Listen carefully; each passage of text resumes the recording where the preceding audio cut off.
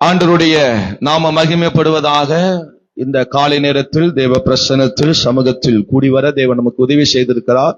இந்த காணொளி மூலமாக கர்த்தருடைய வார்த்தை கேட்கிற உங்களையும் கர்த்தர் அதிகமாய் கர்த்தர் ஆசீர்வதிப்பாராக. கடந்த வாரத்தில் தேவன் நம்மோடு பேசின வார்த்தையின் தொடர்ச்சியாக தேவன் நம்மோடு கூட பேச போகிறார். அல்லேலூயா. கடந்த வாரத்திலே நான் சொன்னேன், ஸ்தோத்திரம், ஆமேன், அல்லேலூயா. சங்கீதம் 84 அதனுடைய 6-7 வசனங்களை மையப்படுத்தி அழுகையின் பள்ளத்தாக்கை குறித்து ஆவியானவர் நம்மோடு கூட பேசினார். எத்தனை பேருக்கு அது பிரயோஜனமா இருந்தது? ஆமேன் சொல்லுங்க பார்க்கலாம். ஆமேன். 7 பள்ளத்தாக்கை குறித்து நான் சொன்னேன். அதுல 3 பள்ளத்தாக்கை கடந்த வாரத்தில் நாம் அதை அறிந்து கொண்டோம். ஆமேன் சொல்லுங்க பார்க்கலாம். அல்லேலூயா. ஆமா. அநேகருடைய வாழ்க்கையில பல பள்ளத்தாக்கின் அனுபவங்கள் நம்முடைய வாழ்க்கையில் இருக்கிறது. ஆமேன் சொல்லுங்க. பள்ளத்தாக்கு, வறண்ட ஒரு நிலை. ஆமேன். வசனத்தை வாசிக்கலாம். சங்கீதம் 84 அதனுடைய 6-7 வசனங்களை வாசிக்க கேட்போம். அழுகையின் பள்ளத்தாக்கை உருவ நடந்து அதை நீரூற்றாக்கி கொள்ளுகிறார்கள். மழையும் குளங்களை நிரப்பும். அவர்கள் பலத்தின் மேல் பலன் அடைந்து சீயோனிலே தேவ சந்நிதியில் வந்து காணப்படுவார்கள். சீயோனில் தேவ சந்நிதியில் காணப்படுவார்கள். கரங்களை உயர்த்தி ஒரு ஆமென் சொல்லுங்க பார்க்கலாம். ஆமென். அழுகையின் பள்ளத்தாக்கில் உருவ நடக்கிறவர்கள். ஆமென். ஆமென். அழுகையின் பள்ளத்தாக்கு. இந்த பள்ளத்தாக்கின் பேர் பாக்கா அப்படின்னு சொல்லப்படுகிறது. வறண்ட ஒரு பாக்கா அப்படின்னு சொல்லப்படுகிறது. ஸ்தோத்திரம். ஆமென். பல பட்டணங்கள், பல மலை பிரதேசங்களில் பாக்கா என்று சொல்லுவார்கள். ஸ்தோத்திரம். ஒரு வறண்ட நிலைக்கு அப்படிப்பட்ட ஒரு பெயர் சொல்வது வழக்கம். ஸ்தோத்திரம். அப்படிப்பட்ட ஒரு நிலையிலே வாழ்கிற ஒரு நிலையில் விசுவாச பிள்ளைகளாகிய தேவ பிள்ளைகளாகிய அநேகருடைய வாழ்க்கையிலே ஆமென் ஸ்தோத்திரம் அப்படிப்பட்ட அழுகையின் ஒரு நிலை, அழுகையின் பள்ளத்தாக்கில் ஆமென் பயணிக்கிற ஒரு நிலை. ஸ்தோத்திரம். இந்த சங்கீதத்திலே 84வது சங்கீதத்திலே வாசிக்கும் போது ஜனங்கள் ஆமென் கிட்டத்தட்ட 3 வருஷத்திற்கு ஒரு முறைதான் ஆலயத்திற்கு போவாங்க. ஆலயத்துக்கு போகிறதுனாவே அவர்கள் கிட்டத்தட்ட 3 வருஷங்கள் அவர்கள் காத்திருக்க வேண்டி இருக்கும். ஒரு பண்டிகை நாட்களில் ஆமென் விசேஷித்த நாட்களில் தான் அவர்கள் ஆமென் ஆலயத்தை நோக்கி போவது வழக்கம். ஸ்தோத்திரம். அந்த 3 வருஷம் ஆலயம் பூட்டப்பட்டிருக்கும். ஸ்தோத்திரம். அதனால்தான் சங்கீதக்காரன் முதல் வசனத்தில் ஆரம்பிக்கும் போதே சொல்லுகிறார், ஆமென், சேனைகளின் கர்த்தாவே இப்படி வாசஸ்தலங்கள் எவ்வளவு இன்பமானவைகள். ஆலயத்தை நாங்க மிஸ் பண்றோம், தேவனுடைய பிரசன்னத்தை நாங்க மிஸ் பண்றோம். நாங்க வீடுகள்ல வாழ்ந்து எங்க வாழ்க்கையை பார்த்து பார்த்து நாங்கள் பலவிதமான பள்ளத்தாக்கின் வழியாக நாங்கள் சென்று கொண்டிருக்கிறோம். எங்க வாழ்க்கை பல பள்ளத்தாக்கின் ரூபமாக நடந்து கொண்டிருக்கிறது. எங்க வாழ்க்கை அழுகை நிறைந்த ஒரு வாழ்க்கையா இருக்கிறது, வேதனை நிறைந்த ஒரு வாழ்க்கையா இருக்கிறது. இந்த வாழ்க்கை எங்க வாழ்க்கை ஆசீர்வதிக்கப்பட வேண்டும் என்றால் நாங்க தேவனுடைய சமூகத்துக்கு வந்தால் மாத்திரமே, தேவனுடைய பிரசன்னத்தை ருசித்தால் மாத்திரமே, தேவ சமூகத்தில் வந்தால் மாத்திரமே இந்த வாழ்க்கை, இந்த பள்ளத்தாக்கு மாறும், இந்த நிலை மாறும். தேவனை விட்டு தூரம் போனால், தேவனை தேடாமல் விட்டால், அல்லது ஒரு வாரம் தேவனை தேடாமல், பல நாட்கள் தேவனை தேடாமல் வாழ்ந்தால் நம்முடைய வாழ்க்கையும் ஒரு பள்ளத்தாக்கின் வாழ்க்கை தான். ஆமென் சொல்லுங்க. சத்தமா ஒரு அல்லேலூயா சொல்லுங்க. ஒரு வாரம் வந்து கிச்சு புச்சுன்னு ஆராதிச்சு அப்படியே சத்தியத்தை கேட்டு வசனத்தை கேட்டு ஒரு வாரம் வந்து ஆடல் பாடிட்டு போயிட்டா, பிரசங்கத்தை கேட்டுட்டு போயிட்டா, அதுக்கப்புறம் 2 வாரம் அந்த ஆராதனை என்ன செய்யறது இல்ல, தேவைப்படுறது இல்ல. ஆளுகளை பாரு. சோத்திரம். ஆமென். அல்லேலூயா. ஒரு அசால்ட் ஆயிருது, நிர்விசாரம் ஆயிருது. சோத்திரம். அல்லேலூயா. அப்படிப்பட்ட நிலைகள் தான் இன்றைக்கு பள்ளத்தாக்கு நேராக நடத்தப்படுகிறது, பல அழுகைக்கு நேராக நடத்தப்படுகிறது, பல போராட்டத்துக்கு நேராக சத்துரு நம்மளை நடத்தப்படுகிறான்.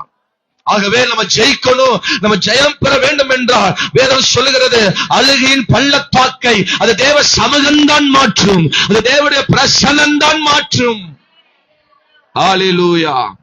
வறண்ட நிலை. ஸ்தோத்திரம். பாருங்க, உலர்ந்து போன ஒரு நிலை. ஸ்தோத்திரம். ஆமென். துக்கித்த நிலை, கலங்கியிருக்கிற ஒரு நிலை. இதெல்லாம் ஒரு ஸ்தோத்திர பள்ளத்தாக்கின் அனுபவங்கள். வறண்ட நிலை, செழிப்பில்ல, உலர்ந்து போது, எதிலுமே ஒரு வளர்ச்சி இருக்காது, எதிலுமே ஒரு ஆசீர்வாதம் இருக்காது. அப்படிப்பட்ட ஒரு நிலையில எந்த வேலை செஞ்சாலும் அது விளங்குறது இல்லை, எந்த காரியத்துல கை வச்சாலும் அது நன்மையாய் நமக்கு நடப்பதில்லை. ஸ்தோத்திரம். எதை செஞ்சாலும் நம்முடைய வாழ்க்கையில முன்னேற முடியவில்லை.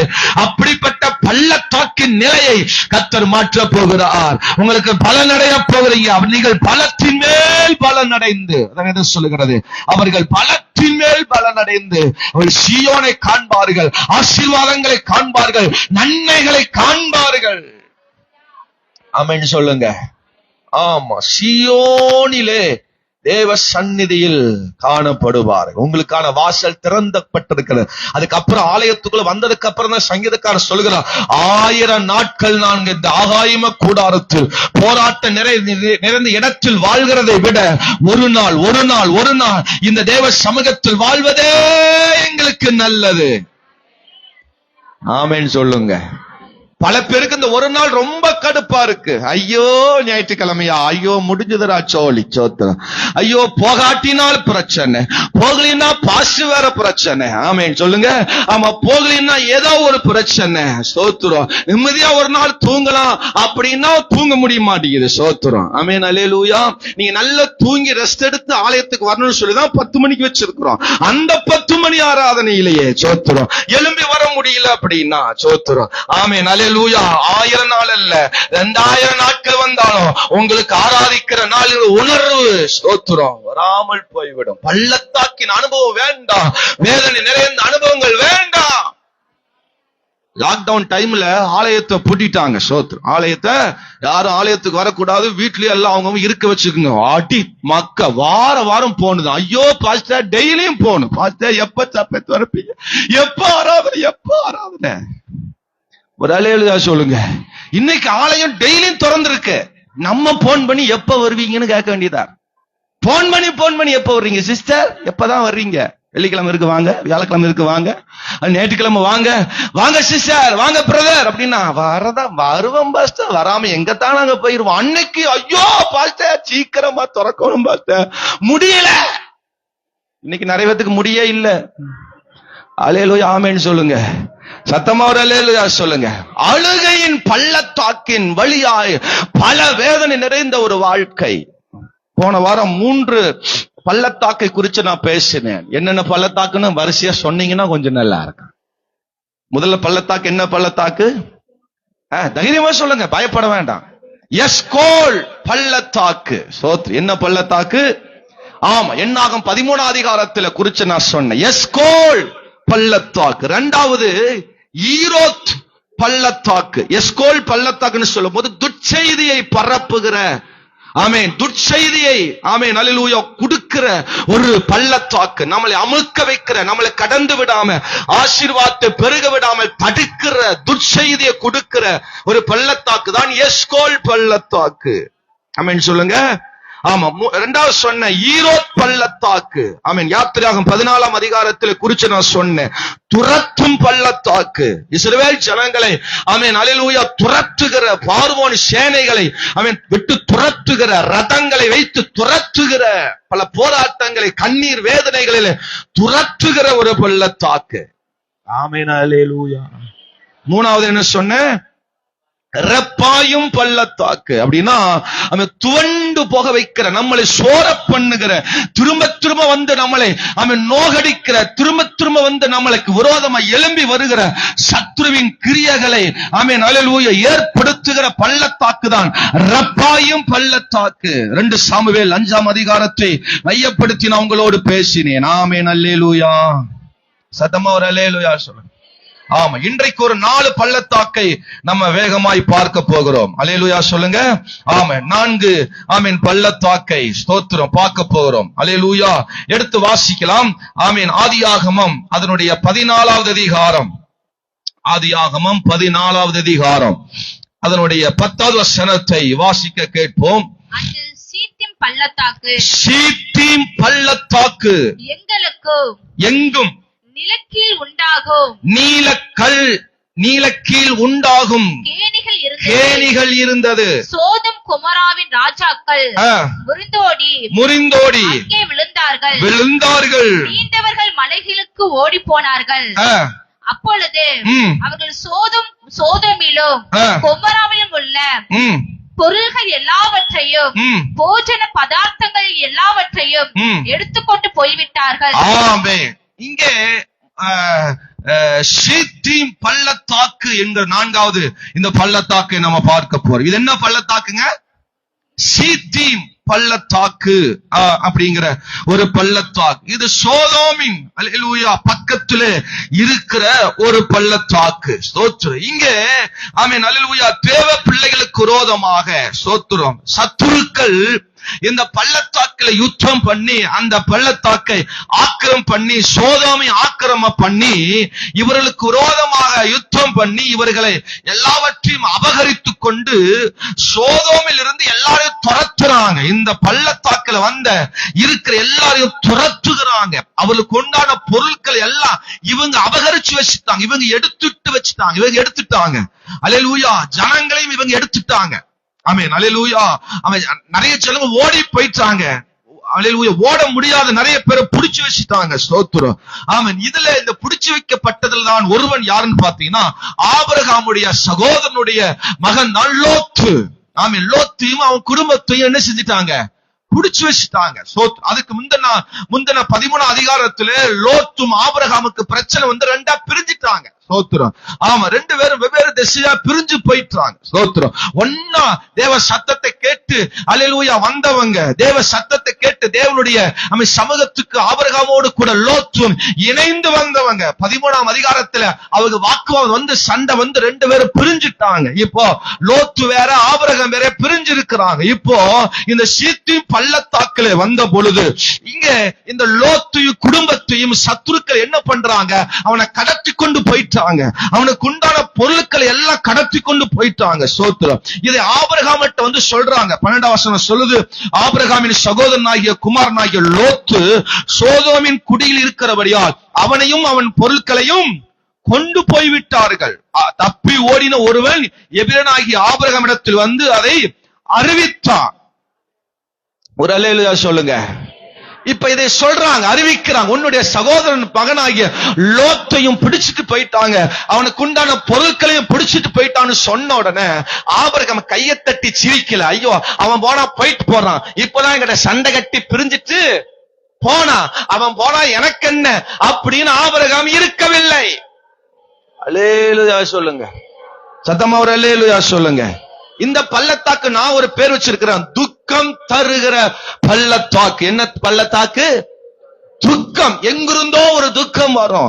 நாம சமாதானமாய் நம்ம நிம்மதியா வாழ்க்கையை போய்கொண்டிருக்கோம். நம்ம வாழ்க்கை நேரா போயிட்டு இருக்கு. எங்கிருந்தோ ஒரு துக்கம் வரும், எங்கிருந்தோ ஒரு வார்த்தை வரும், எங்கிருந்தோ ஒரு போன் வரும், எங்கிருந்தோ ஒரு போன் கால் வரும், எங்கிருந்தோ ஒரு சத்தம் வரும். நம்மளை வேதனைப்படுத்துகிற துக்கப்படுத்துகிற சில பள்ளத்தாக்கின் அனுபவங்களை கர்த்தர் ஜெயிக்க விரும்புகிறார். நீ இந்த பள்ளத்தாக்கில துக்கத்தில் துவண்டு விடக்கூடாது, துக்கத்தில் அழிந்து விடக்கூடாது. நீ மீட்டெடுக்கப்பட வேண்டும், நீ மீண்டு வர வேண்டும் என்று பரிசுத்த ஆவியானவர் விரும்புகிறார். அல்லேலூயா சொல்லுங்க. ஆமா, துக்கம் பல நேரத்தில் பல தாங்க முடியாத பல துக்கங்களை நமக்கு நேராய் வரும். ஆமென் சொல்லுங்க. எங்கிருந்து வர்றது தெரியாது. திடீர் இப்பெல்லாம் போன் இருக்கிறதுனால பயமா இருக்கு. புது நம்பர் வந்துருச்சுனாவே கொஞ்சம் ஹார்ட் பீட் கடற்கரை மேல ஏறிட்டு வருது. சோத்திரம். ஏதாவது ஆபத்தா, ஏதாவது பிரச்சனையா அப்படிங்கிற நிலை வரும். பிள்ளைகிட்ட இருந்து கட்டி கொடுத்த பிள்ளைகிட்ட இருந்து ஒரு போன் கால் வந்துருச்சு அப்படின்னா நேரங்கட்ட நேரத்துல போன் வந்தாவே அப்படியே கொஞ்ச நேரம் பார்த்துட்டு தான் அட்டன் பண்ண வேண்டியதா இருக்கு. சொல்றது விளங்குதா? எத்தனை பேத்துக்கு விளங்கு? எத்தனை பேத்துக்கு புரியுது? ஆமென் சொல்லுங்க பார்க்கலாம். எனக்கெல்லாம் அந்த நைட்டு போன் வந்துட்டாவே அடி ஆத்தாடி ஹார்ட் பீட் எல்லாம் ஒரு மாதிரி பட நடிக்கும். இந்த நைட் போன் வந்தா மட்டும் அப்படி ஒரு அடி அடிக்குது நம்மளை. ஒரு அல்லேலூயா சொல்லுங்க பார்க்க.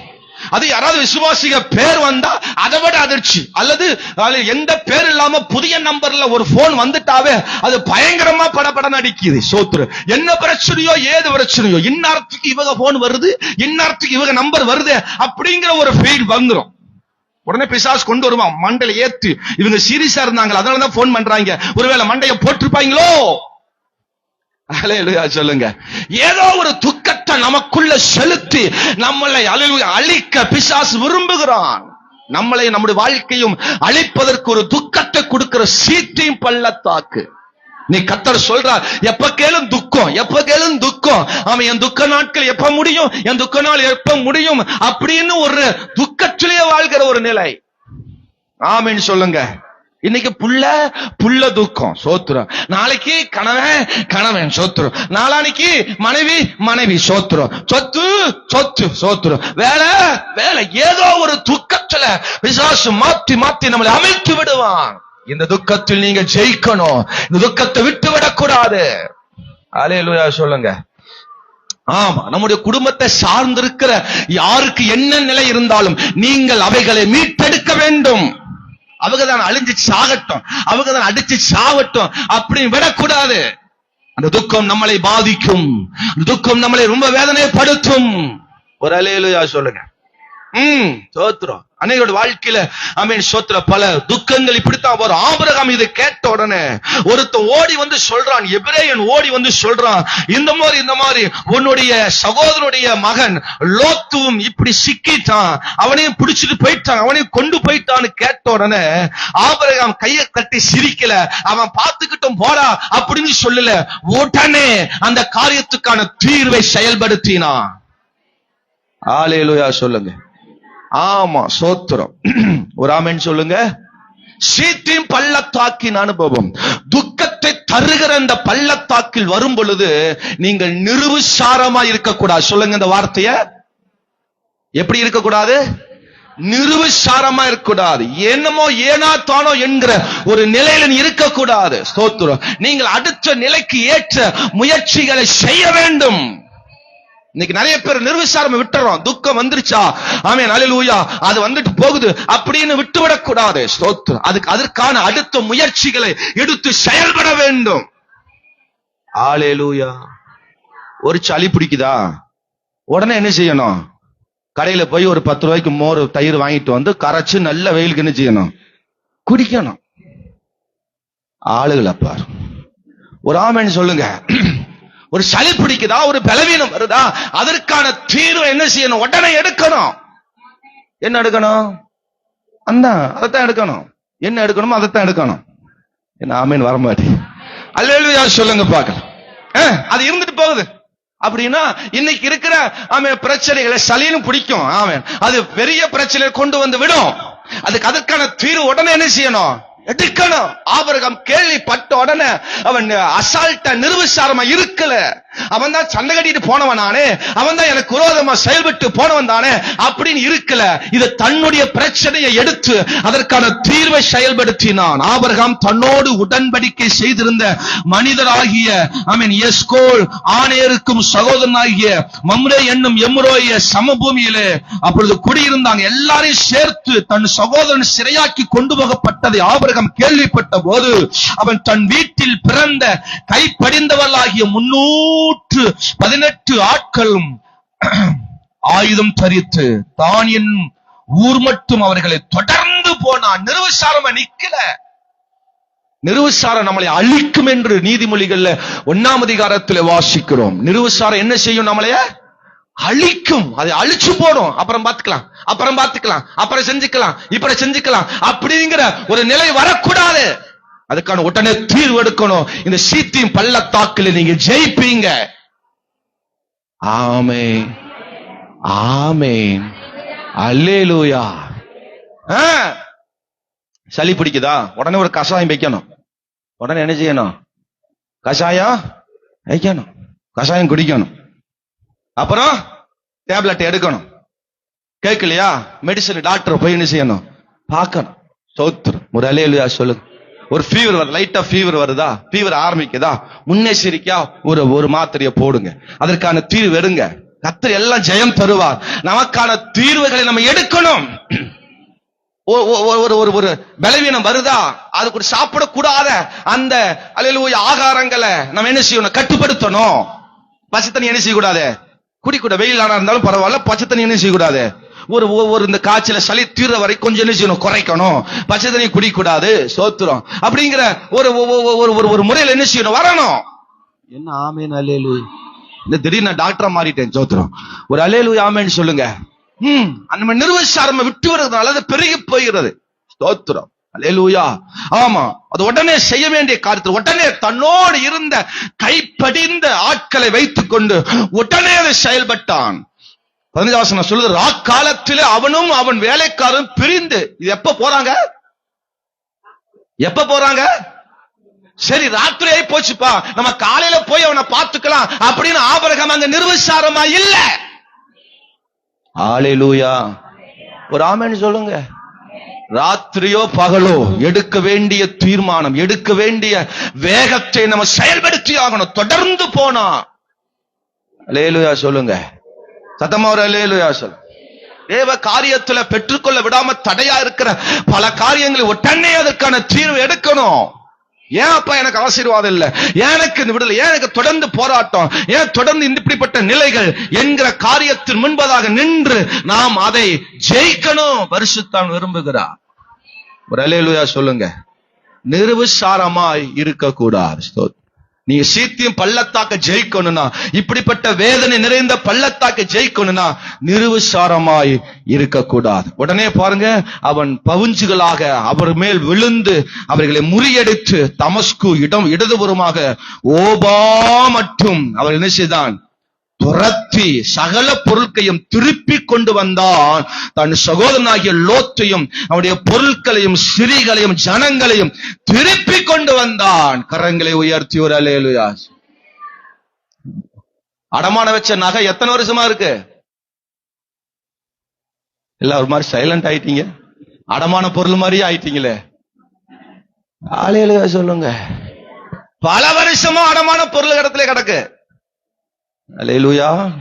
திருப்பணுங்கிற ஒரு நினைப்பு வரலையோ, திருப்பாத வருஷத்தில் திரும்ப திரும்ப நமக்கு என்னதான் வருது, கடன் தான் பெருகும். அதை நம்ம திருப்பி எடுக்கணும். அன்றைக்கு அவன் தாவீதும் சகலவற்றையும் என்ன செஞ்சான், திருப்பினான். ஆமாவா இல்லையா? இன்றைக்கே போய் நாளைக்கே போய் திருப்புங்க, கர்த்தர் உன்னை ஆசீர்வதிப்பாரா. அல்லேலூயா சொல்லுங்க. திருப்ப வேண்டியவைகளை திருப்புங்கள். இந்த சீத்தின் பள்ளத்தாக்கு உன்னை முற்றுக்கட்டையா மோடும், உன்னை துக்கம் கொடுத்து ஒண்ணுமில்லாத நிலைக்கு நேர தள்ளும். பணத்தை புடுங்கி, வருமானத்தை புடுங்கி, ஆசீர்வாதத்தை புடுங்கி, ஒண்ணுமில்லைங்க நிலைக்கு நேர தள்ளும். நீ அவைகளிருந்து ஜெயிக்கணும் பரிசுத்தம் விரும்புகிறார். நீ இது வரைக்கும் முடங்கி கிடந்தது போதும், அமைதியா இருந்தது போதும், எழும்பி செயல்படு. அல்லேலூயா சொல்லுங்க.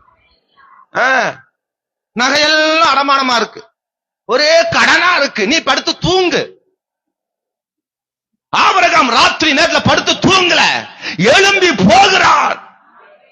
செயல்படு. வருமானம் இல்லைங்கிற வேலைக்கு போக மாட்ட. யாருக்கு சொல்றாரு? அவங்க தான் சொல்றாரு. யாருக்கு சொல்றாரு? உனக்கு தான் சொல்றாரு. ஆமென் சொல்லுங்க. பெரிய பிரச்சனை, வருமானம் இல்ல, ஆசீர்வாதம் இல்ல, ஒரே போராட்டம். ஏசப்பா சோதிக்கிறார். என்ன ஏசப்பா சோதிக்கிறாரு? எப்ப பார்த்தாலும் இயேசுவை குறை சொல்றது, எப்ப பார்த்தாலும் சபையா குறை சொல்றது. நீ உட்கார்ந்து தூங்கிட்டு இருந்தா எப்படி ஆசீர்வாதம் நிறைவேறும்? உன் பிள்ளை உட்கார்ந்து தூங்கிட்டு இருந்தானா எப்படி வீட்டுல ஆசீர்வாதம் வரும்? தீவிரமாய். அல்லேலூயா ஆமென் ஸ்தோத்திரம். தீவிரமாய் செயல்பட ஆபிரகாம் தீவிரமாய் செயல்பட்டா. அல்லேலூயா சொல்லு. சத்தமா அல்லேலூயா சொல்லு. நேத்து மெட்ராஸ் இருந்து ட்ரெயின்ல வந்துட்டு இருந்தேன். ஒருத்தனுக்கு இந்த இதுல இருந்து காலே இல்ல, இடுப்புல இருந்து காலே இல்ல, ஒரு கால் தான் இருக்கு. அவன தோற்றத்தை பார்த்தாவே ஒரு மாதிரிதான் இருக்கிறார். கையில அந்த ஊன்றுகோலை வச்சுதான் அவர் நடக்கிறார். ஆனா அவர் பிச்சை எடுக்கல. அவர் ஹெட்போன் இருக்கு பாத்தீங்களா, நம்ம போன் யூஸ் பண்ற ஹெட்போன், 50 ரூபா ஹெட்போனை ஒரு 4 ஹெட்போன் தான் வச்சு, நானும் பார்த்தேன் எங்காவது வச்சு நிறைய வச்சிருக்கிறார். 4 ஹெட்போன் தான் வச்சிருக்கிறார். நான் அப்பதான் நினைச்சிட்டேன், அவர் சூழ்நிலைக்கு தகுந்த மாதிரி பிச்சை எடுக்காம ஒரு 4 ஹெட்போனாவது வாங்கி அந்த ட்ரெயின்ல என்ன செஞ்சாரு? நடக்க முடியல, கூட்டம். அதுல எல்லாம் அவரு பார்க்காம அது ஊனி, அண்ணா அண்ணா 50 ரூபாண்ணா, 50 ரூபாண்ணா, அண்ணா 50 ரூபாண்ணா, 50 ரூபாண்ணா. ஒரு ஆமென் சொல்லுங்க. நமக்கு எல்லாமே நல்லா இருக்கு, ஆனா நம்ம நிர்விசாரமா இருக்கோம். ஏன் துக்கம் மாறல? நிர்விசாரமா இருக்கோம். ஒரு அல்லேலூயா ஆமென். சத்தமா ஒரு அல்லேலூயா சொல்லுங்க. நொண்டி சாக்கு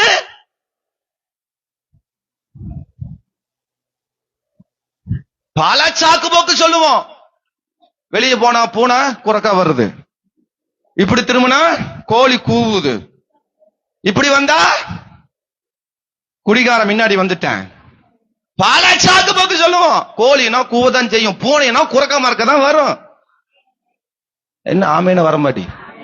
வீட்டு விட்டு கிளம்பு வாங்கலாமா, கிளம்புன உடனே பூனை வந்துருமாமா. ஏடி கொஞ்சம் தண்ணி எடுத்துட்டு வாடி, பூனை குறைக்கா போயிருச்சு. தண்ணி குடிச்சோன்னா பூனை குறைக்கா போறது சரியாயிருமா? தண்ணி எடுத்தோம் வாசல ஊத்து. ஆமேன்னு சொல்லுங்க. துக்கத்தை பார்த்து கொண்டு துக்கம் துக்கம் துக்கம் பிரச்சனை உட்காராத. சீத்தீமில் சத்துருக்கள் உன்னை அபகரிக்க விரும்புகிறார்கள், உனக்கு விரோதமா செயல்பட்டு உன்னை முடக்க பார்க்கறாங்க. நீ தீவிரமா, நீ நிர்விசாரமா இல்லாம எழும்பு, புறப்படு. ஆபிரகாம் ராத்திரியும் பார்க்கல பகலும் பார்க்கல, எழும்பி தன்னோடு இருக்கிறவர்களை கைப்படிந்தவங்க அப்படின்னு அர்த்தம் என்ன? கைப்படிஞ்சவங்க, தன்னோட அது ஒன்றுக்கு முடியாதவங்க தான், எல்லாம் ஒண்ணுக்கு முடியாத ஆட்கள் தான். தன்னோடு வீட்டில் இருக்கிற வேலைக்காரங்க முடியாதவங்க தான் எழும்பி புறப்பட்டு போனா. அதுக்கு 4 பேரை போன் பண்ணி, டே ஜோஷுவா வாடா, நீ நல்ல பலசாலி வாடா, டே ஜோயல் நீ வாடா, டே டேவிட் நீ வாடா, எல்லாம் வாங்கடா அப்படின்னு அங்கங்க ஆளை கூப்பிடல, தன் வீட்டில் இருக்கிற ஆட்களோடு சேர்ந்து போனா.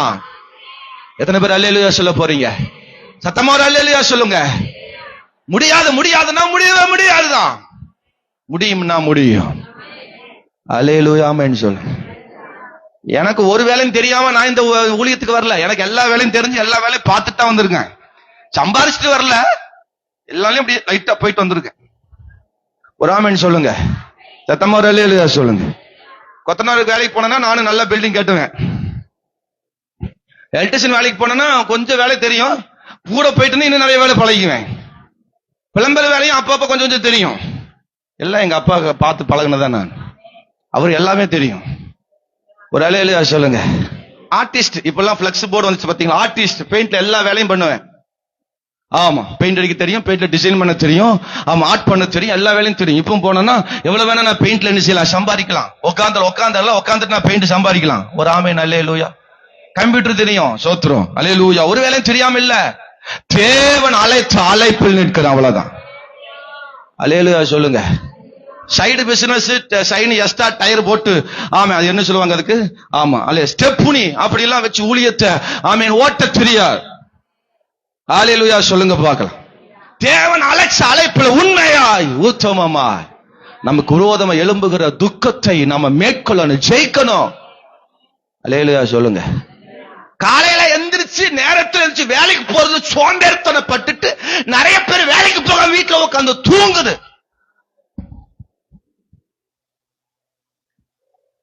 துக்கம் எச்சாத்தான் வரும். உங்கள் துக்கம் சந்தோஷமாய் மாறும். ஒண்ணும் மாறாது. பாட்டு பாடுறது இல்ல, அது மாறுறதுக்கான தீர்வை செய்யணும். நிர்விசாரமா இருக்க கூடாது. பிள்ளைகளை படிச்சுட்டாங்களா, அதுக்கு அந்த வேலைகளை அனுப்ப. அல்லேலூயா சொல்லுங்க. சத்தமா ஒரு அல்லேலூயா சொல்லுங்க. முடிச்சிட்டு உட்கார்ந்து வீட்டுல தூங்க விடாத. உன் துக்கம் இன்னும் பெருசாகும். சீத்தியும் பள்ளத்தாக்கு உன்னை இன்னும் துக்கப்படுத்தும். வீட்டுல புருஷனா இருந்தா வேலைக்கு போகணும்.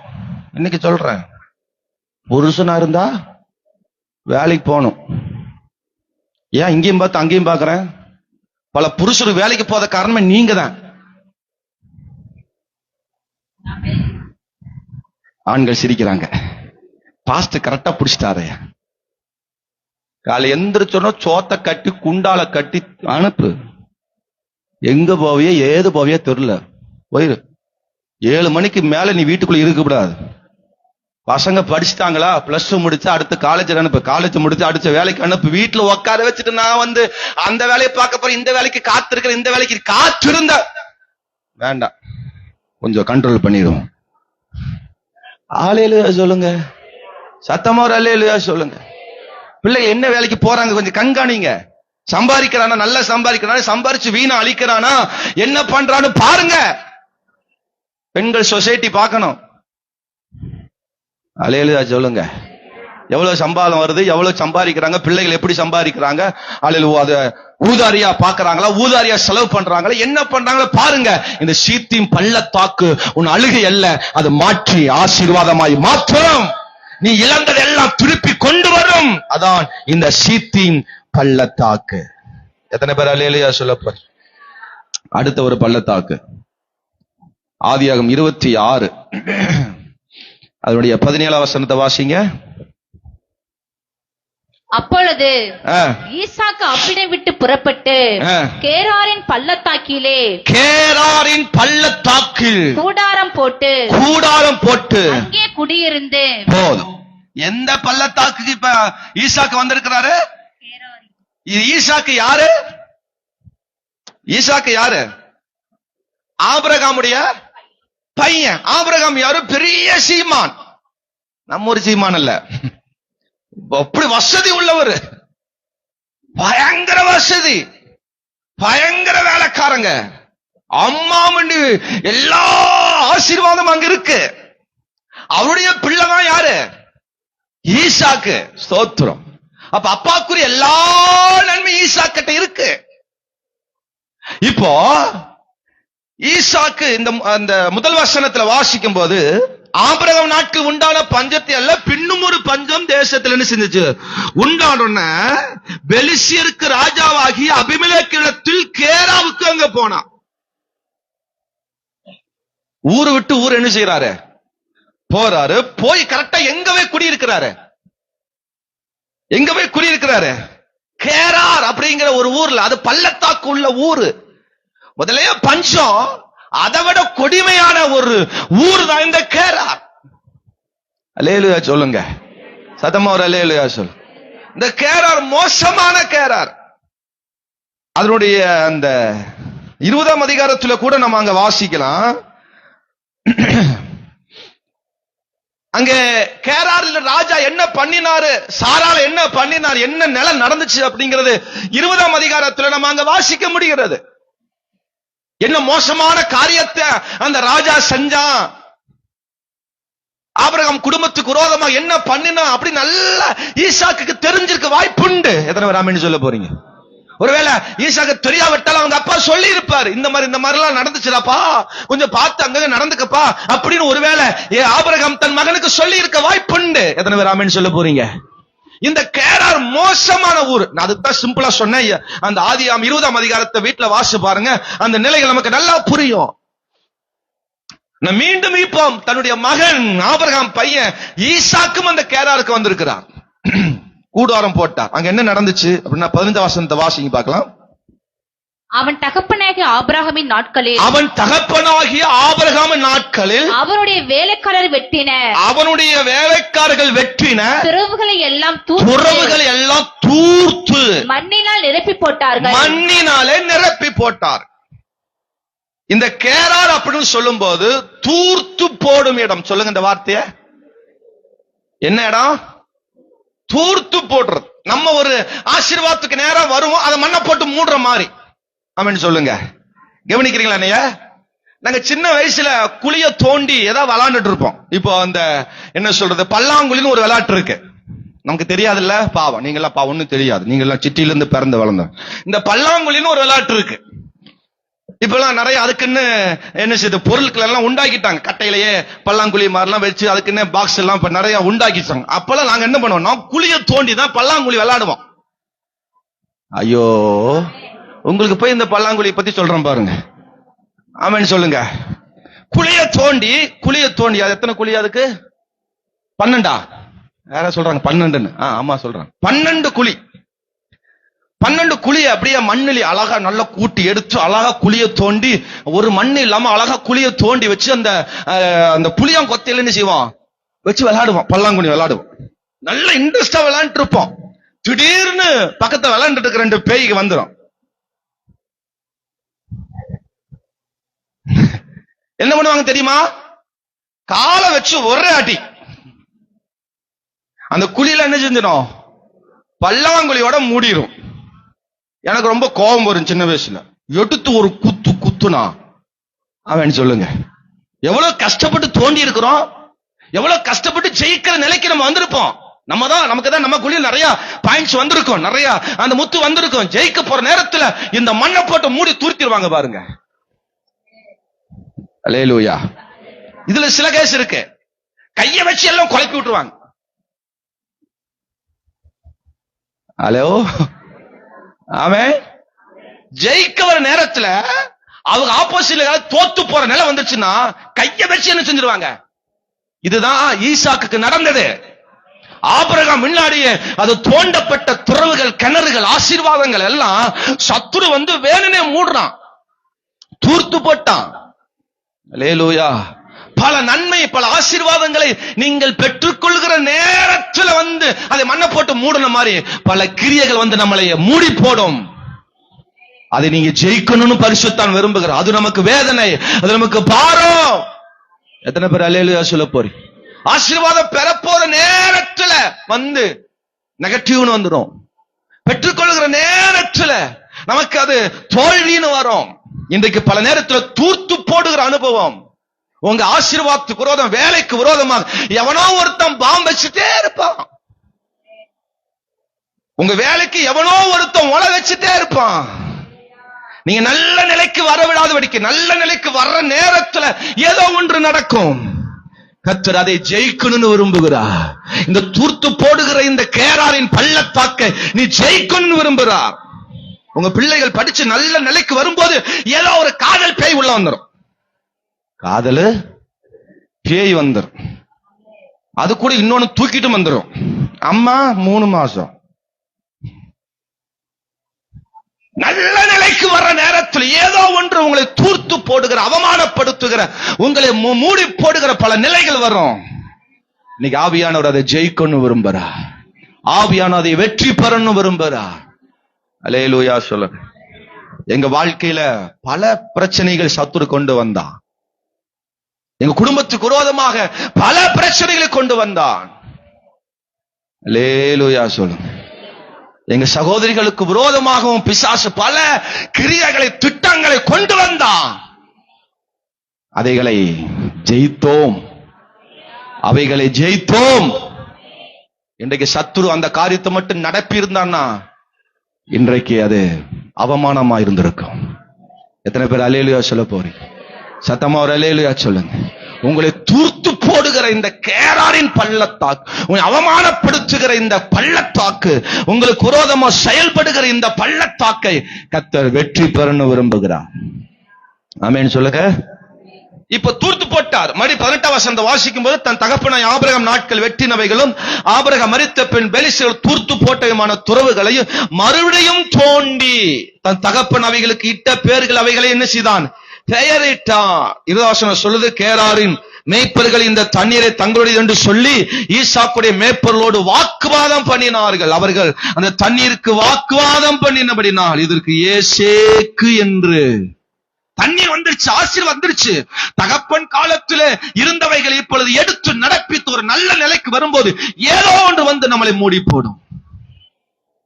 அல்லேலூயா. இந்த தூர்த்து போடுகிற அனுபவங்களை இந்த பிள்ளைகள் மூலமா வரலாம், பக்கத்துல இருந்து வரலாம், சொந்தக்கள் இருந்து வரலாம், எங்கிருந்து வேணா வரலாம். உனக்கு விரோதமா பல கிரியைகள் வரலாம். அவைகளை நீ ஜெயிக்கணும். அல்லேலூயா. ஆமென் சொல்லுங்க. சத்தமா ஒரு அல்லேலூயா சொல்லுங்க. நான் அப்ப சொல்றதா இப்பவும் சொல்றேன், இப்ப சொல்றதா எப்பவுமே நான் சொல்லுவேன். இந்த சபையில என்னைய தூர்த்து போடுறதுக்கு பல தூதுகள் வந்தது. ஆமென் சொல்லுங்க. பாஸ்டர் யாரையோ லவ் பண்றார். பாஸ்டர் விட்டாம சீக்கிரம் அவரே கல்யாணம் பண்ணிடுவார். என்னைய தூர்த்து போடுறதுக்கு, என்னைய முழுக வைக்கிறதுக்கு, என்னைய போட்டு மண்ணை போட்டு நிரப்புறதுக்கு பல விஷயங்கள் எழும்புச்சு. ஆமென் சொல்லுங்க. ஆமென் சொல்லுங்க. என்னையவே விடாதவங்க நம்மளெல்லாம் என்னென்ன பண்ணுவாங்க. ஆனா ஆவியானவருக்கு தெரியும், நான் படிக்கிற காலத்துல இப்ப வரைக்கும். ஆமென் சொல்லுங்க. நமக்கு விரோதமா பல தூர்த்து போடுற ஆவிகள் வரும். அவைகளை ஜெயித்து காட்டணும். திரும்ப திரும்ப வரும், திரும்ப திரும்ப வரும். அல்லேலூயா சொல்லுங்க. உங்களுக்கு விரோதமா பல திரும்ப திரும்ப வரும் பாருங்க. முதல் ஒரு துறவை தோண்டினா அவன் அங்க வந்தாங்க வம்பு பண்ணாங்க, மறுபடியும் இன்னொரு துறவை தோன்றா அங்கே வம்பு பண்றாங்க. ஆனா அங்க அங்க என்ன செய்யல ஈசாக்கு? என்ன செய்யல ஈசாக்கு? என்ன பண்ணல?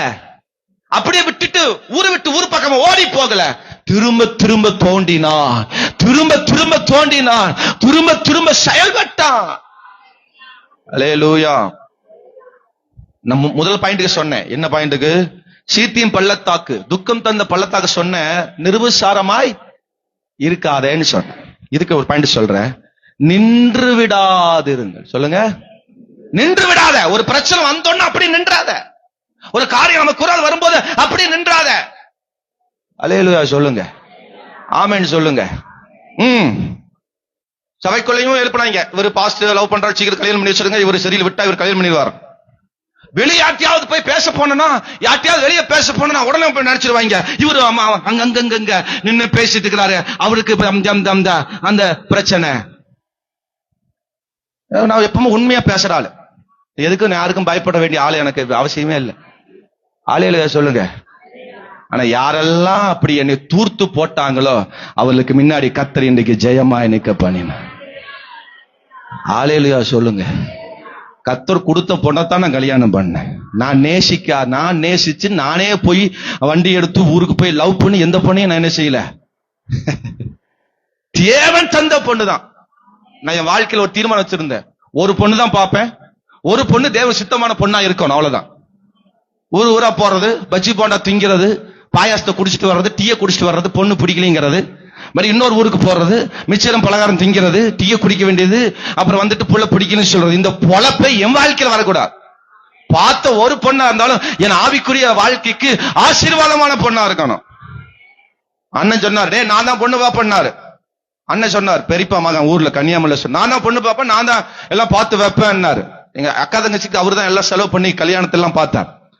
அப்ப அவர் சொன்னாரு, நான் தான் எல்லாம் பார்ப்பேன், அதனால நீங்களும் பொண்ணு பாத்துறாதீங்க, இல்ல நான் தான் பார்ப்பேன். சரி நீயே பாத்துக்க. அப்ப 2 கட்டளை கொடுத்தேன். 1, நல்லா பாட தெரியும், ஏன்னா எனக்கு பாட தெரியாது. 2, நல்ல சண்டே கிளாஸ் எடுக்கணும், ஊழியத்துக்கு அனுபவம் உள்ள பொண்ணா இருக்கும். இந்த 2 விஷயத்த சொன்னேன். ஆமேன்னு சொல்லுங்க பார்க்கலாம். ஒரு வாரத்துல போன் வந்தது, டே உடனே ஊருக்கு கிளம்பி வாங்க, பொண்ணு ரெடி. நான் கேட்டேன், என்ன குவாலிஃபிகேஷன் கேட்டேன். அவர் சொன்னார், நல்லா சர்ச்சில் பாடுவா, சண்டே கிளாஸ் செக்ரட்டரி அவதான் இருக்கா. ஓகே முடிச்சிருங்க, அவ்வளவுதான். ஒரு ஆமேன்னு சொல்லுங்க பாக்க. இங்க இருந்து போன நிச்சயம் பண்ண முடிச்சோம், அடுத்த மாசம் கல்யாணம் பண்ண கூட்டம் வந்தாச்சு. ஆமேன்னு சொல்ல மாட்டீங்க. ஆலேலுயா சொல்லுங்க. ஒரு பொண்ணு தான் போய் பார்த்தேன். நிறைய பொண்ணு சொன்னாங்க, இங்க பொண்ணு இருக்குது, அங்க பொண்ணு இருக்கு, இங்க பொண்ணு. எந்த பொண்ணையும் பார்க்கல, போட்டாலையும் பார்க்கல, செல்லையும் பார்க்கல, எதுலையும் பார்க்கல. பார்த்த ஒரு பொண்ணு தான் கல்யாணம் பண்ண. கரங்களை உயர்த்தி ஒரு அல்லேலூயா சொல்லு. நம்ம தூர்த்து போடுகிற பல விஷயங்கள் வரலாம், ஆனால் நீ அந்த இடத்தில் நின்று விடாதே. அந்த இடத்துல நின்று விடாதே. எழும்பி எழும்பி திரும்ப திரும்ப செயல்படு. அந்த பள்ளத்தாக்கை நீ ஜெயிப்ப. பள்ளத்தாக்க ஜெயிப்ப. ஒரு பிசினஸ் பண்றீங்களா, ஒரு தொழில் பண்றீங்களா, அது உங்களுக்கு விரோதமா மூடுற மாதிரி வருதா, அது ஆஃப் பண்ற மாதிரி வருதா, விடாத. அடுத்தவனு ஆரம்பி, அடுத்தவனு செய்ய முயற்சி எடுத்துட்டே. ஏசேக்கு பிரச்சனை வந்துச்சு, அடுத்த சித்தனா பிரச்சனை வந்துச்சு, அடுத்தது ரெகோபோத். ஆமென் சொல்லுங்க. அடுத்தது என்னது? ரெகோபோத் ஆரம்பிச்சான். அடுத்தது அது பழுகி பெருகும்படி உனக்கு இடம் உண்டாக்குவேன்னு சொல்லி அதற்கு ரெகோபோத் என்று பெயர் வைத்தான். அல்லேலூயா சொல்லுங்க. திரும்ப திரும்ப வருகிற காரியத்திற்கு நீ என்ன நின்று விடாத, அதை செயல்படு. கர்த்தர் உனக்கான ரெகோபோத்தை கொடுப்பா. அந்த சத்துருக்களும் இவனுக்கு சாதகமாய் வந்து சமாதானமாய் ஆனார்கள் பாருங்க. ஸ்தோத்திரம். அந்த நீங்க மேல் வசனத்தை வாசிக்கும் பொழுது, அங்கே கீழே நிறைய வசனங்கள் வாசிக்கும் பொழுது அங்க 31ஆம் வசனம் சொல்லுது, கடைசி பேர் சொல்லுகிறது, ஆமென் அல்லேலூயா, அவர்கள் அவனிடத்தில் இருந்து சமாதானத்தோட போய்விட்டார்கள். கரங்களை உயர்த்தி ஒரு ஆமென் சொல்லுங்க. நமக்கு விரோதமாக தூர்த்து போட, நமக்கு விரோதமா மண்ணை போட்டு மூடுற மாதிரி பல விஷயங்கள் வரலாம். ஆமென் சொல்லுங்க. நான் போன வாரம் கூட சொன்னேன், என் ஊழியத்தை விடமாட்டேன்னு சொல்லி வந்தெல்லாம் மிரட்டினாங்க. ஆனா கர்த்தர் இன்றைக்கு ஜெயமா இந்த ஊழியத்தை வச்சிருக்கிறார். அல்லேலூயா சொல்லுங்க. இந்த ஸ்தாபனத்துல ஒரு பதவியும் கொடுத்து வச்சிருக்கிறாங்க, பொறுப்பு கொடுத்து வச்சிருக்கிறாங்க. ஒரு இடத்துல கர்த்தர் என்னை உயர்த்தி ஆசீர்வதிக்கிறார். ஒரு காலத்துல நான் திக்குவாயா இருந்தேன், நான் வியாதியில் அடிபட்டவனாய் செத்தவனாய் கடந்தேன். ஆனா இன்றைக்கு போரிடங்கள் எல்லாம் கர்த்தர் என்னை ஆசீர்வதிக்கிறார். என் வாயிலிருந்து வருகிற வார்த்தையில் அநேகர் கண்டு ஆசீர்வதிக்கப்படுறாங்க. தேவன் எனக்குள் இருந்த பல விஷயங்களை செயல்படுகிறார். நான் அன்றைக்கு நின்று விடவில்லை, எழும்பி செயல்பட்டதனால இன்றைக்கு கர்த்தர் என்னை ஜெயமா வச்சிருக்கிறார். 4 வருஷம் பெட் ரெஸ்ட்ல இருந்தேன். நான் டாக்டர் சொல்லிட்ட, சாகர வரைக்கும் பெட் ரெஸ்ட்லயே போட்டுருங்க, அவ்வளவுதான், இவனுக்கு ஒண்ணும் செய்ய முடியாது, கல்யாணம் பண்ண வைக்காதீங்க, வெளியில எங்கேயும் தனியா விடாதீங்க. ஆமா, அப்படி பிக்ஸ் வியாதியில பயங்கரமா பாதிக்கப்பட்டேன். எனக்கு பிக்ஸ் வந்துச்சுன்னா 3 நாள் கை கால அப்படியே நிக்கும், நாக்கெல்லாம் சுருண்டும், பயங்கர வியாதி பலவீனத்துல நான் இருந்தேன். நான் அப்படியே இருந்திருந்தேன்னா இன்றைக்கு என்னை நிறைய பேர் வந்து டெய்லியும் பார்த்துட்டு தான் போயிருப்பீங்க. ஐயோ பாவம், இந்த பாவம் பாஸ் நல்லா இருந்திருந்தாருன்னா நல்லா இருந்திருக்கும் அப்படின்னு பேசுகிற காலமா இருந்திருக்கும். ஆனா எப்போ நான் அதோட நின்று விடாம எழும்பி செயல்பட்டனோ கர்த்தர் இன்றைக்கு ஆசீர்வாதமா வச்சிருக்கிறார். அல்லேலூயா சொல்லுங்க சத்தமா, ஒரு அல்லேலூயா. எங்க அப்பா என்னை பார்த்து டெய்லி பார்த்து அழுவார், மனசுக்குள்ள வேதனைப்படுவார். அப்படி ஒரு பையனை பெத்துட்டு நான் இப்படி வேதனைப்படலேன்னு சொல்லி இன்றைக்கு அவர் சந்தோஷப்படுகிறார். எதுக்கு சொல்ல வரேன்னா, நம்மளை தூர்த்து போடுகிற பல விஷயங்கள் வரும், நம்மள வியாதி வரும், நம்ம சூழ்நிலை பிரச்சனை வரும், அதோட நின்று விடாத. ஆமென் சொல்லுங்க. நான் 2.5 வயசுல இருந்தே நான் வியாதியில் அனுபவப்பட்டவன், மரண போராட்டத்தை அனுபவிச்சவன். சோத்திரம். என் சரீரத்தை பார்த்தா யாரும் ஆமா அப்படி சொல்லவே முடியாது. ஆனா இன்ன வரைக்கும் என் பாட்டு எல்லாம் கொஞ்சம் வீக்கு தான். ஒர்க் ஷாப்புக்கு போனோம்னா எல்லா பாட்டும் வீக்கும் பாரு, ஒர்க் ஷாப். சோத்திரம். ஒரு அல்லேலூயா சொல்லுங்க. ஆமா, அவ்வளவு பாட்டு வீக்கு. ஆனா கர்த்தர் தேவ சமூகத்தில் இன்றைக்கு ஜெயமா வச்சிருக்கிறார். படிச்ச இடத்துல என்னை பார்த்து சொல்லுவாங்க, என்னடா உங்க அக்கா தங்கச்சி நல்லா படிக்கிற, நீ இப்படி படிக்கிற, ஆமா ஆமா மேலேயே வரமாட்ற, மிடிலேயே நிக்கிறம்பாங்க. சோத்திரம். அல்லேலூயா. ஆமா, எனக்கு மீட்டிங் போனா அவங்க நல்லா பாடுவோம், எனக்கு பாடவே தெரியாது. ஆமா, என்னடா பாடவே சொல்லி அவமானப்படுத்துவாங்க. அல்லேலூயா சொல்லுங்க. எல்லா இடத்திலும் தூர்த்து போடுகிற நிலைதான். ஆனா கர்த்தர் இன்றைக்கு நம்மளை ஜெயமாய் வச்சிருக்கிறார். அல்லேலூயா சொல்லுங்க பார்க்கலாம். ஆமா, அடுத்தது ஒரு பள்ளத்தாக்கு. எசேக்கியேல் 37ஆம் அதிகாரம். எசேக்கியேல் 37ஆம் அதிகாரம் 1ஆம் வசனத்தை வாசிங்க பார்க்கலாம். கர்த்தருடைய கை என் மேல் அமர்ந்து 37 ஆமா வாசிங்க. கர்த்தர் என்னை ஆவிக்குள்ளாக்கி வெளியே கொண்டு போய் எலும்புகள் நிறைந்த ஒரு பள்ளத்தாக்கின் நடுவில் நிறுத்தி. ஆமா, இது என்ன பள்ளத்தாக்கு? எலும்புகள் நிறைந்த ஒரு பள்ளத்தாக்கு. ஒரு ஆமென் சொல்லுங்க சத்தமா, ஒரு அல்லேலூயா சொல்லுங்க. ஆமா, எலும்பு நிறைந்த ஒரு பள்ளத்தாக்கு. இன்னைக்கு நிறைய அனுபவங்கள், நிறைய பேர் வாழ்க்கையில இன்றைக்கு இப்படிப்பட்ட ஒரு அனுபவம் இருக்கலாம். அங்கங்க பிஞ்சு கிடக்கிற மாதிரி பாருங்க, அந்த எலும்புகள் அங்கங்க தனித்தனியா என்ன செஞ்சுதான் கடந்ததான். சோத்திரம். பாருங்க 2ஆம் வசனம் சொல்லுது, என்னை அவைகள் அருகே சுற்றி நடக்க பண்ணினார், இதோ பள்ளத்தாக்கில் வெட்ட வெளியில் அவைகள் எலும்புகள் மகா திரளாய் கடந்தது, அவைகள் மிகவும் உலர்ந்திருந்தது. உலர்ந்து போன ஒரு வாழ்க்கை அப்படின்னா நம்மளை தூள் ஆக்குற ஒரு நிலை. இன்னைக்கு வாழ்க்கையில நிறைய பேருடைய வாழ்க்கையில தூளா கிடக்கிற ஒரு நிலை. கை ஒரு பக்கம், கால் ஒரு பக்கம், உடம்பு ஒரு பக்கம், ஆமா அல்லேலூயா, தலை ஒரு பக்கம், அப்படி கிடக்குது. அந்த அந்த பள்ளத்தாக்கு ஃபுல்லா எப்படி கிடக்குதா, ஒரே அந்த மாம்சத்தினுடைய அந்த எலும்பு உருவங்களாய் கிடக்கிறது. ஒன்றுமே ஜீவன் இல்லை. அது பல வருஷங்களான அப்படிப்பட்ட எலும்புகளா கிடக்குது, தனித்தனியா கிடக்குது. நம்மளை தூளாக்குற அநேக நிலைகள், நம்முடைய ஆசீர்வாதத்தை நம்ம தூளாக்குற, நம்முடைய வாழ்க்கையை தூளாக்குற, நம்முடைய சரீரத்தை தூளாக்குற, பிச்சு தனியா உலர்ந்து போன ஒரு நிலை. ஒரு ஆமென் சொல்லுங்க. அழுகையின் நிலை, வேதனை நிறைந்த நிலை, பார்க்கும் போதெல்லாம் வேதனை. என்ன வாழ்க்கை இப்படி இருக்கு, என்ன வாழ்க்கை இந்த மாதிரி மோசமான நிலையில் இருக்கிறது என்கிற ஒரு நிலையில ஒருவேளை நீங்கள் வாழ்ந்து கொண்டிருக்கலாம். உலர்ந்து போன ஒரு நிலையில எப்படாது செழிக்கும், எப்போதான் இது ஆசீர்வதிக்கப்படும், வீட்டுக்குள்ள வந்தாவே எனக்கு கஷ்டமா இருக்கு, வெளியே போய் வேலை முடிக்கிட்டு வரைக்கும் ஒண்ணும் தெரியல, எப்படா வீட்டுக்குள்ள வருவேன்னு நினைப்பணும். வீட்டுக்குள்ள வரும்போது என் மைண்ட் எல்லாம் தாங்க முடியல. வீட்டின் காரியங்களை பார்க்கும்போது, என் சூழ்நிலையை பார்க்கும்போது எனக்கு ரொம்ப கஷ்டமா இருக்கு. ஒருவேளை நீங்க அப்படிப்பட்ட நிலையோடு இருக்கலாம். கண்ணீரின் அனுபவம், வேதனையின் அனுபவம், பிள்ளைகளுடைய வாழ்க்கையை நினைச்சு, குடும்பத்தின் வாழ்க்கையை நினைச்சு ஒருவேளை உலர்ந்து போன அனுபவத்தில் நீங்க ஒருவேளை இருக்கலாம். நீ கர்த்தர் அதை உயிரடைய விரும்புகிறார். ஒரு ஆமென் சொல்லுங்க பார்க்கலாம். உயிரடைய விரும்புகிறார். இது உயிர் அடையும். எத்தனை பேர் விசுவாசிக்கிறீங்க? இது உயிர் அடையும், இது மீண்டும் எழும்போ. சொன்ன வச்சு யாரும் கேட்க மாட்டாங்க.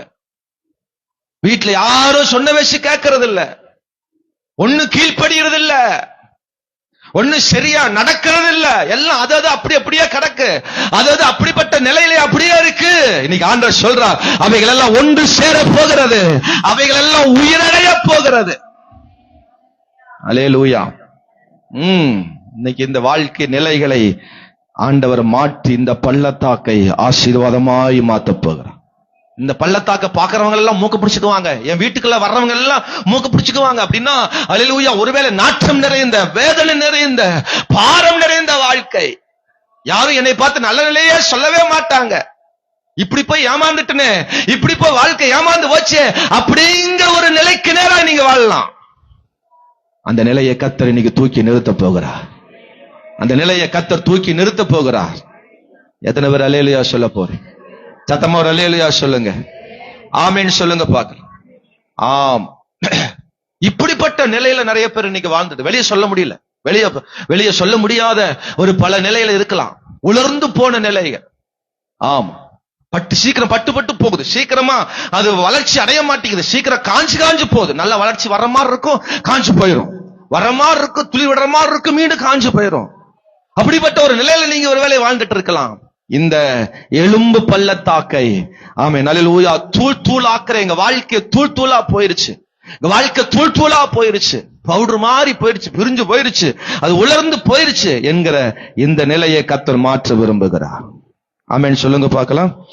ஆமா, ஆண்டவர் 5ஆம் வசனம் சொல்லப்படுகிறது, உங்களுக்குள் ஆவியை பிரவேசிக்க பண்ணுவேன், அப்பொழுது உயிர் அடைவீர்கள். ஒரு அல்லேலூயா சொல்லுங்க பார்க்கலாம். ஒவ்வொரு ஸ்டெப்பா செய்யறாங்க. முதல்ல வார்த்தைய சொல்றாங்க, அப்புறம் அங்க தீர்க்க தரிசனம் உரைக்கிறாங்க. ஆமென். 7ஆம் வசனத்தை வாசிக்கும் பொழுது ஆமென், நான் தீர்க்க தரிசனம் உரைக்கையில் ஒரு இரைச்சல் உண்டாயிற்று, இதோ அசை உண்டாகி ஒவ்வொரு எலும்பும் தன் எலும்போட சேர்ந்தது. ஒரு அல்லேலூயா ஆமென் சொல்லுங்க. ஆமா, சோத்திரம். நம்ம சில டைம்ல தீர்க்க தரிசனம் பேசணும், நம்ம வாயை திறந்து ஆவிக்குரிய தைரியமா பேசணும். குடும்பத்துல நடக்கிற சூழ்நிலை கண்டு சோர்ந்து விடாத, நீ பேசு. ஆமென் சொல்லுங்க. இதுக்கு நான் இன்னொரு பாயிண்ட் சொல்றேன், நிறைவேறும் வரை பேசு. சொல்லுங்க அந்த வார்த்தைய. ஆம், நல்ல தீர்க்கமான வார்த்தைகளை, வசனங்களை பேசு. நல்ல ஆவிக்குரிய வசனங்களை, பைபிள் வசனங்களை, வாக்குத்தத்த வசனங்களை பேசணும். உலர்ந்து போன வாழ்க்கையை பார்த்து பேசணும். ஆமென் வரமாட்டேன். உங்க வீட்டுல வாழ்க்கையில ஏதோ ஒரு நெகட்டிவ் தோல்வியான காரியங்களோ, ஒருவேளை வீக்கான காரியம் நடக்கும் போது வசனத்தை சொல்லி ஜெபம் பண்ணு, வசனத்தை சொல்லு, இது நடக்கும் ஐயா, ஆண்டு செய்ய போகிறா, ஆண்டு விருப்பம் நிறைவேற போகுது, உயிரடைய போகிறது, சொல்லு. ஹல்லேலூயா. பலவீனம் ஆகும்போது நான் இப்ப சொல்லுவேன், ஒரு பலவீனம் வரும்போது சொல்லுவேன், ஏய் காய்ச்சல உனக்கு 3 நாள் டைம், அதோட ஓடி போயிரு, இல்லாட்டி நான் உன்னைய சும்மா விட மாட்டேன். அல்லேலூயா சொல்லுங்க. பலவீனத்தை பார்த்து சொல்லு, தைரியமா சொல்லு. ஆராதிக்கும் போது தொண்டை பிடிச்சிருச்சு, சென்னை போயிட்டு வந்தோமா, அங்க ஒரு கூலிங் வெயில் தாங்க முடியாம அதை இதெல்லாம் குடிச்சாச்சு. நான் முதல்லயே இந்த கூலிங் ஐட்டம் ஐஸ் ஐட்டம் தொட மாட்டேன், ஆளும் சரி ஆசை பிரியப்பட்ட தெரிஞ்சாச்சு, தொண்டை பிடிச்சிருச்சு. நான் எல்லாரையும் பயங்கரமா ஸ்ட்ரிக்டா சொல்லுவேன், ஏய் கூலிக்காரங்க சொல்லுவேன், நீங்க இதை செய்யாத, பண்ணாதீங்க, இதை பண்ணாதீங்க, தொண்டை பிடிக்க நேரங்களும் பிரச்சனையா. ஆமா, தண்ணி மாத்தி குடிச்ச மாத்தில வீட்டுல சுடுதண்ணியே தான் குடிப்பேன் எப்பவுமே. அங்க போனோடனே மினரல் வாட்டர், சுடுதண்ணிக்கெல்லாம் அங்க வாய்ப்பு இல்ல. சோத்து இப்படி குடிச்சிட்டு பாத்தீங்களா, 6 நேரத்தை தொண்டை பிடிச்சிருச்சு. தண்ணி குடிச்சு பாக்குற, அது குடிச்சு பாக்குற, தொண்டை ரீஃபார்ல. சொன்னேன், ஏய் மரியாதையே போயிரு, நான் பிரசங்கம் பண்ணணும். அல்லேலூயா சொல்லுங்க. மரியாதையா போறியா இல்லையா, தொண்டையில ஏதாவது பண்ணிருவோம், மரியாதையா போயிரு. ஒரு ஆமென் சொல்லுங்க. அது ஒரு தீர்க்க தரிசனம், அவ்வளவுதான். சொன்னோன்னு அது ஓடி போயிருச்சு. ஆமென் சொல்லுங்க. அல்லேலூயா சொல்லுங்க. பிசாசுக்கு எதிர்த்து நில்லு, அப்பொழுது அவன் உங்களை விட்டு ஓடி போயிருவான். ஏய் வன கஷ்டமே, மரியாதை ஓடி போயிரு, இல்லாட்டி உன்னை ஒண்ணும் இல்லாம ஆக்கிடுவேன். சோத்திரம், ஓடி போயிரு, அவ்வளவுதான், அது ஓடி போயிரும். கடன் பிரச்சனையே ஓடி போயிரு, இயேசுவின் நாமத்தில் ஒரு கடன் வரக்கூடாது, ஓடி போயிரு. இன்ன வரைக்கும் எனக்கு ஒரு கடன் இல்ல. ஆமென் சொல்லுங்க. மல்லிகை கடலும் இல்ல, கோட்டல் கடலும் இல்ல, எந்த கடலுமே இல்ல, ஹோட்டல் பக்கம் போறதில்ல, அது வேற. ஒரு ஆமென் சொல்லுங்க. பேங்க்லயும் கடன் இல்ல, பைனான்ஸ் கார்டையும் கடன் இல்ல, வண்டிக்கும் கடன் இல்ல, எனக்கும் கடன் இல்ல, மனைவிக்கும் கடன் இல்ல, அம்மாவுக்கும் கடன் இல்ல, பிள்ளைக்கு எதுக்குமே கடன் இல்ல. ஆமென் சொல்லுங்க. கூட்ட முடிஞ்ச பாஸ்டர் 10,000 கடன் கொடுங்க, உரிச்சு தோலை உரிச்சு மாட்டிடுவேன் சர்ச்சில். அல்லேலூயா சொல்லுங்க. சத்தமா ஒரு அல்லேலூயா சொல்லுங்க. கடன் இல்லாத அவனை பார்த்து சொல்லு, இயேசு நாமத்துல எனக்கு இந்த நிலை மாறிப்போ. சொன்ன உடனே நடந்துச்சு. பாருங்க 8வது வசனம், நான் பார்த்து கொண்டிருக்கையில் இதோ அவைகள் நரம்புகள் மாமிசங்கள் உண்டாயி மேற்புற தோலினால் மூடினாது, ஆனாலும் அவைகள் ஆவி இல்லாத இருந்த. உடனே அவர் என்னை பார்த்து, நீ ஆவியை நோக்கி தீர்க்கதரிசனம் உர, அது நிறைவேற வரைக்கும் பேசிட்டே இருப்பான்னு சொல்ற. அவ்வளவுதான், நீ வேற ஒண்ணும் செய்யாத, நடக்கிற வரைக்கும் பேசிட்டே இரு, தீர்க்க தரிசனங்களை சொல்லிட்டே இரு, நல்ல தேவனுடைய வார்த்தைகளை சொல்லிட்டே இரு, நடந்துரும். விளக்குதா நான் சொல்றது? புரியுதா? எத்தனை புரியுது? ஆமென் சொல்லுங்க. பக்கத்து வீட்டுக்காரன் வரான், அவனை பார்த்து சொல்லு, இயேசுவின் நாமத்தில் இவன் வாயை கட்டப்படுவதாக. 4வது நாள் வருவான், வாய் வரமாட்டேங்குதக்கா, நீ ஜெபமணிய வாயை திறக்காம்பா. காரணம், நமக்கு விரோதமா எழும்பின வாய் தான். அல்லேலூயா சொல்லுங்க. நமக்கு விரோதமா செயல்படுகிற நாவுகளை கர்த்தர் கட்டிப்படுவார். தீர்க்க தரிசனம் சொல்லு, நிறைவேற வரைக்கும், அது நடந்து முடிகிற வரைக்கும். பாருங்க, அடுத்தடுத்த வசனங்களை நீங்க வாசித்தே பாருங்க, அது முடிகிற வரைக்கும் அவங்க தீர்க்க தரிசனம் சொல்லிட்டே இருந்தான். கடைசியில் அவைகள் எல்லாம் ஒரு பெரிய சேனையா எழும்பி நின்றதான். 10வது வசனம் சொல்லுது, எனக்கு கற்பிக்கப்பட்டபடியே நான் தீர்க்க தரிசனம் உரைத்தேன், அப்பொழுது ஆவி அதற்குள் பிரவேசிக்க அவைகள் உயிரடைந்து கால் ஊன்றி மகா சேனையாக நின்றது. உங்க வாழ்க்கை இன்னைக்கு நிக்க போகுது. உங்க வாழ்க்கை இன்றைக்கு எல்லாம் எழும்ப போகிறது. தீர்க்க தரிசனம் உரை. அல்லேலூயா சொல்லுங்க. கடைசியா சொல்லி முடிக்க போற 7 பள்ளத்தாக்கு. எல்லாரும் சொல்லுங்க இந்த வார்த்தைய. என்ன பள்ளத்தாக்கு? ஆமா, 1 சாமுவேல் 17ஆம் அதிகாரம் 19வது வசனத்தை வாசிக்கும் பொழுது அங்கே தாவீதுடைய சம்பவத்தை நம்ம அங்க வாசிக்கிறோம். கவனிங்க, நமக்கு தெரிஞ்ச சம்பவம் தான். கவனிங்க, இந்த பள்ளத்தாக்குல என்ன நடந்துச்சு அப்படின்னா, பெலிஸ்தியன் பயங்கர ஹைட்டு, ஆள் பலசாலி, பயங்கரம். அவன் இந்த பள்ளத்தாக்குல வந்து ஒவ்வொரு ஜனங்களும் கூப்பிடுறான், எவனா வாங்கடா, அவனா வாங்கடா, ஆமா அப்படின்னு கூப்பிடுறான், யுத்தத்துக்கு கூப்பிடுறான். ஆமென் சோத்ரு. ஒருத்தரும் போக மாட்டாங்க. தாவீது அண்ணன்மார்கள் எல்லாரும் யுத்த வீரர்கள். சவுல் பெரிய ஒரு யுத்த வீரன், யாருமே எல்லாம் ஒதுங்கி நிக்கிறாங்க. சத்துருக்கள் பெலிஸ்தியர் வந்து அந்த பள்ளத்தாக்கு முழுவதும் நிரம்பி நிக்கிறாங்க. ஆமென் சொல்லுங்க. தாவீது அவங்க அப்பா சொன்னதுனால அந்த சேனைக்குள்ள போகிறார், அந்த பள்ளத்தாக்கு வழியா போகிறார். அதை பார்த்துட்டு தாவீது சும்மா இருக்க முடியல. உடனே போய் தாவீது அந்த யுத்தம் செய்யும்படி சவுலோட பேசுறார். நான் போய் யுத்தம் பண்ணுவேன். சவுல் கலங்கி நிக்கிறாரு. அவங்க இருந்த அங்க தாவீதோட அண்ணன்மார்கள் எல்லாம் ஒரு மாதிரி ஓரமா நிக்கிறாங்க, யாருமே யுத்தம் பண்ணல. 7 பள்ளத்தாக்கு முழுவதும் பெலிஸ்தியர்களா ஆர்ப்பரித்துக் கொண்டிருக்கிறாங்க. பாருங்க, அந்த பள்ளத்தாக்கு நேராய் தாவீது போகிறார்.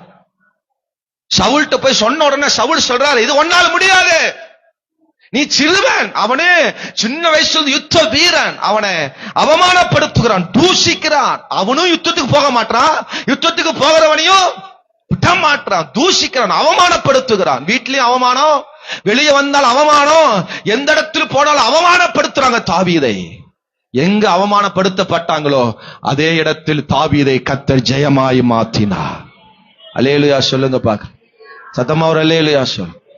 நீங்க எந்த நிலையில இருந்தாலும் சரி, உங்களை பல நேரத்தில் இது என்ன பள்ளத்தாக்கு அப்படின்னா, நம்மளை அவமான தூஷிப்பாங்க. பல இடத்துல நம்மளை தூஷிப்பாங்க. நம்ம காரியத்தை, குடும்பத்தை, நம்ம நிலைகளை கண்டு பல தூஷிப்பாங்க.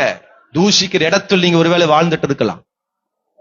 நம்ம காலேஜ் வெளியே போவாங்க, ஒருத்தி காரி துப்பா, அதை பார்த்த உடனே வீட்டை விட்டு வெளியே வந்த மத்த காரி துப்புற, அவளுக்கு சளி வந்து துப்புறா, போங்க. அல்லேலூயா சொல்லுங்க.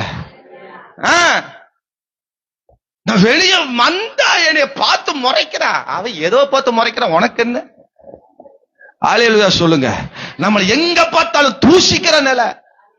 மருமக தூஷிக்கிறா, மாமியார் தூஷிக்கிறா, அவன் குடும்பத்தார் தூஷிக்கிறாங்க, கூட பிறந்த உறவினர்கள் தூஷிக்கிறாங்க, சுற்றிலும் தூஷிக்கிற நிலையாத்தான் இருக்கும். நம்ம சைசு குட்டைய பார்த்து, நெட்டைய பார்த்து, நம்ம காரியத்தை பார்த்து, நம்ம ஆசீர்வாதத்தை பார்த்து, நம்ம வேலையை பார்த்து, நம்ம குடும்பத்தை பார்த்து பல பேர் தூஷிக்கலாம். 7 பள்ளத்தாக்குனா தூஷிக்கும், 7 பள்ளத்தாக்குனா அவமானப்படுத்தப்படும். அங்க கர்த்தர் ஒரு வெற்றியை வச்சிருக்கிறார், அங்க ஒரு ஜெயத்தை கர்த்தர் வச்சிருக்கிறார். உன் மூலம்தான் தேசம் ஆசீர்வதிக்கப்படும் என்று, உன் மூலம்தான் பட்டணம் செழிக்க அடையும் என்று, உன் மூலம்தான் ஆசீர்வாதம் வரும் என்று. அது வரைக்கும் நம்ம காத்திருக்கணும். கோலியாத்துட்டு போன உடனே கோலியாத்து இவனை அவமானப்படுத்துறான். நான் என்னடா நாயாடா, நீ தான்டா நாய். ஆமா, என்னென்னமோ அவனை சொல்லி அவமானப்படுத்துறான்.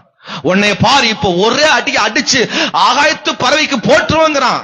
சோத்திரம். நம்ம சைஸ பார்த்து நிறைய பேர் அப்படிதான் சொல்லுவாங்க.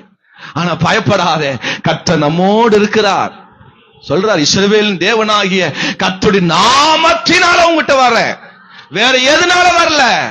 அங்க தாவீதை கொண்டு கோலியாத்து வச்சிருந்த பட்டயத்தை வச்சு கோலியாத்துவே போட்டு தள்ளினா பாருங்க, அவ்வளவு பெரிய ஆளா இருப்ப. ஆமென் சொல்லுங்க பாக்கலாம். அவமானப்படுத்தப்பட்ட இடத்துல, தேசத்துல, பட்டணத்துல இருக்கிற இடங்கள்ல கர்த்தர் நம்மளை உயர்த்தி ஆசீர்வதிக்க போகிறார். எல்லாரும் எலும்பி நில்லுங்க பார்க்கலாம். எல்லாரும் எலும்பி நின்று ஆமென், பிரைஸ் தி லார்ட், ஹல்லேலூயா. ஆமே, நன்றி அப்பா. நிர்விசாரமா இருக்காத, சீத்திம் பள்ளத்தாக்கில் நிர்விசாரமா இருக்காத. ஹல்லேலூயா. ஆமென். கேரா பள்ளத்தாக்கில் ஆமென், ஹல்லேலூயா, நின்று விடாத. ஸ்தோத்திரம். கேரா பள்ளத்தாக்கில் நின்று விடாத. ஸ்தோத்திரம். எலும்பு பள்ளத்தாக்கில் நிறைவேறும் வரை விடாத. ஸ்தோத்திரம். ஹல்லேலூயா. ஆமென். தீர்க்க தரிசனம் பேசிட்டே இரு. எலும்பு பள்ளத்தாக்கில் நிறைவேறும் வரைக்கும் பேசிட்டே இரு, நிறைவேறும் வரைக்கும் விடாத. ஸ்தோத்திரம். ஹல்லேலூயா. ஆமென், ஹல்லேலூயா, ஹல்லேலூயா. ஏலா பள்ளத்தாக்கின் அனுபவமா இன்றைக்கு ஏலா பள்ளத்தாக்கு தூஷிக்கிற, அவமானப்படுத்துகிற ஒரு நிலையா அந்த இடத்துல. ஆமென், ஹல்லேலூயா, ஹல்லேலூயா, ஹல்லேலூயா.